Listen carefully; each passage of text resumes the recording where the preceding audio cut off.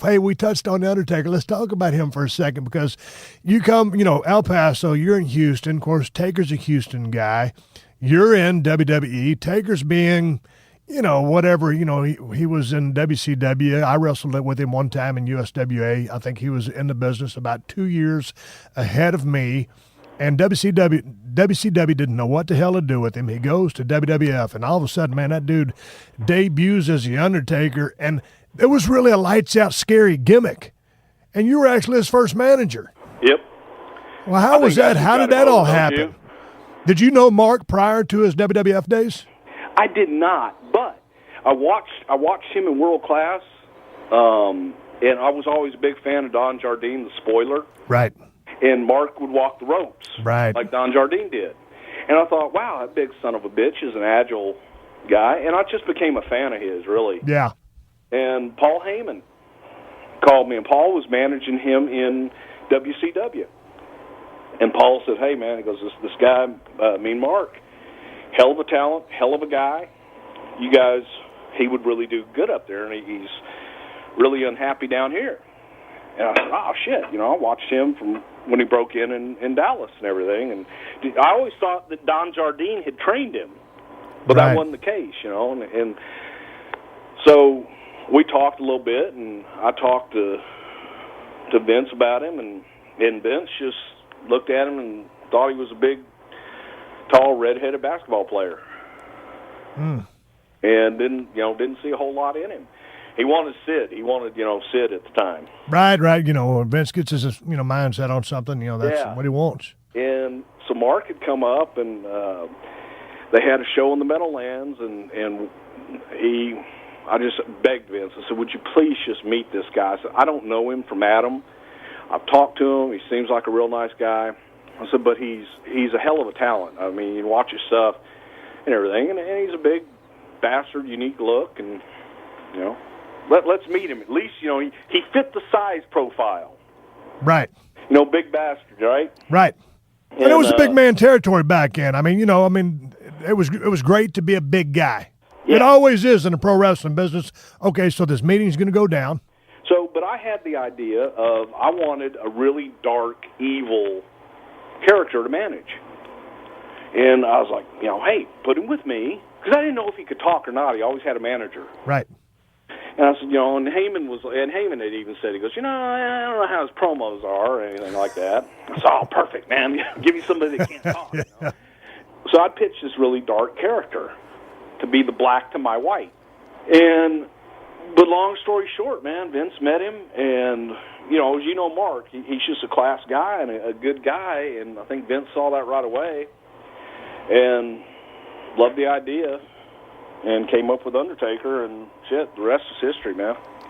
So who came up with the Undertaker gimmick? I want to say that was probably Vince, because I was like, I wanted this black. I came up with the name Kane. Right. Because it was the first man to ever commit murder, like Cain and Abel. Right. And so I'd come up with the name Kane, and then Vince was like, oh, goddamn, we're going to make him look like an old-time Undertaker, and we'll call him Kane the Undertaker. Strong name. And we eventually just dropped Kane and went with the Undertaker, man. But he was one of those guys, when he walked out, he's another one. Oh, yeah. When he's out there, he's Undertaker. Yeah. Mark don't exist. But when he walked out that first time, God, it was electric. Dude, when he first started, I mean, it was really a scary gimmick. And, of course, everybody was selling like a sumbitch for him. But you go back and you get on YouTube and you watch those kids' faces on those first few rows, they're horrified. They're scared shitless for a shoot. Hell yeah. Oh, okay. The true story. You talk about that for a shoot, man. Me and Mark, we're leaving Chattanooga. We're going to drive to Atlanta, all right? So we get done. Don't have time to take a shower or anything, so we take a horse bath, just kind of wash our faces, and as quick as we can, we run out into the car. Mark's driving. So his face is like just pale white. Right. He's still got like the dark circles under his eyes and everything. He wore the purple makeup and shit. Yeah. I've got my face, it's like red, but I've done the best I can to clean it off. I'm in a sweatshirt and everything, and he's got his coat on, his black overcoat. We run out of the arena, and we're like hauling ass through Chattanooga. Well, we get lost. And we're in a part of town that we really don't belong in. Okay? Yeah. And so we pull into this gas station and all, and Mark's got his seat way back, okay, because he's a big, tall son of a bitch. So he's got his seat back, and it's leaned all the way back.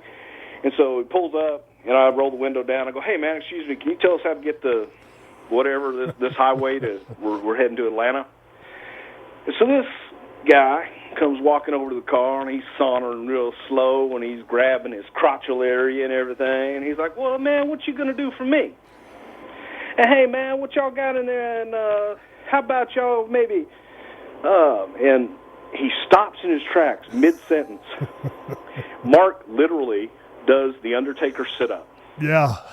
And turns and looks at this guy, and the guy started backpedaling and almost fell down. He goes, man, what the fuck is that? That dude looks like he just killed somebody. Hey, no, listen, man, y'all need to go right down here. You're going to go down about 2 blocks. You're going to turn right. You're going to go up to the next light. You're going to turn left. That's going to put you right on the highway, man. Y'all get the fuck out of here. True story. And it was so goddamn funny because he had seen a ghost. Yeah. That man did the sit-up and snapped the head. And looked at him and had that white face and those dark-ass eyes. He thought, oh, my God, this son of a bitch, these motherfuckers just killed somebody, and now they're just trying to get out of the hood. Man, I can't remember if I told this story in a long time or not. I've told it before, but one time I just came into WWF. I might have still been the ringmaster. Maybe I was Stone Cold. And maybe I was Stone Cold. Some town, don't remember what it was. The house was mediocre. The business was what it was. And I was going to work with Taker. And, of course, I knew Mark a little bit. I mean, a tiny bit from USWA days. And so, anyway, we're going to work. He's the Undertaker. All of a sudden, I'm already in the ring. The lights go down. The lighters come up. Bong, that music hits. And here comes Undertaker in slow motion, just doing that fucking slow walk he always did. So, before the match, I'm always kind of thinking about some stuff that I might want to do. A fishbone of events. Yeah, man, big guy. Maybe I'll take him down, work his leg. Man, all of a sudden, here comes the Undertaker. He's getting closer and closer. His entrance was so overwhelming, I forgot every goddamn thing I wanted to do with Mark in that match. That's a shoot. I didn't know whether to shit or wind my watch. The lights come on. He takes his shit off. They ring the bell, and we had a modified clusterfuck right then and there. But it was great, man, watching him come out, and it's like, bong. It was fucking strange. It was, I hate to use the word surreal, it was surreal. Yeah, it was. It was just downright spooky. And he never broke character. One time, I made him break character one time. We was over on Kuwait. And, man, it was like a soul show. We went over there. We was in the same building like 5 nights in a row. One of those rich cats had bought the shows. We flew over there, bust us in. The houses were, it was a bought show. The houses were about, a third to a half full. And we did a battle royal or something like that. We spilled out on the floor, and I'd been selling on the apron. I had a little bit of heat, going as Stone Cold Steve Austin. And the Undertaker picked me up. He straightened my head up. We were both standing outside the ring, and he looked at me with that damn look, and I just popped. For some reason, I started laughing. And he actually he laughed too for about a cunt hair of a second, and then went right back into character, and he flipped his hair back. He had that long hair, and he flipped it over his face so he couldn't see him laughing. But I actually busted the Undertaker out of character one time, but I think it's the only time in the existence of that character that's happened. Those are few and far between. That some bitch don't break.